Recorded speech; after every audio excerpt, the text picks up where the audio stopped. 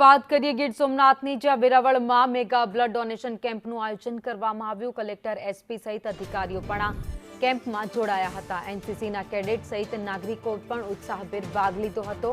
150 unit blood આ કેમ્પમાં એકઠું કરવામાં આવ્યું હતું। તો ગીર સોમનાથ વેરાવળમાં જિલ્લા વહીવટીતંત્ર દ્વારા બ્લડ ડોનેશન કેમ્પનું આયોજન કરાયું હતું।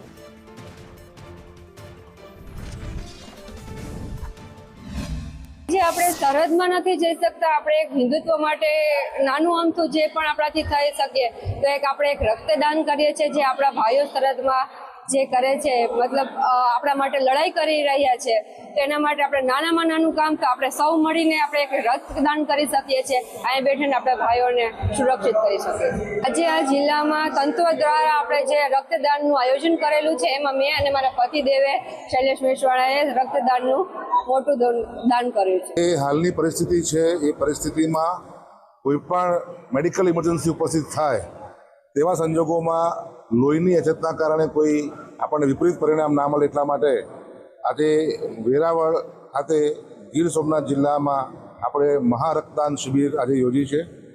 ઇન્ડિયન રેડક્રોસના સહયોગથી અને શહેરના જિલ્લાના તમામ અગ્રણીઓ, તમામ સામાજિક સંસ્થાઓ, તમામ NGOsની સહયોગથી આજે આપણે આ એક અહીંયા રક્તદાન શિબિર આજે સવારે આપણે અહીં ચાલુ કરી છે અને તમામ લોકો આમાં ઉત્સાહભેર ભાગ લઈ રહ્યા છે।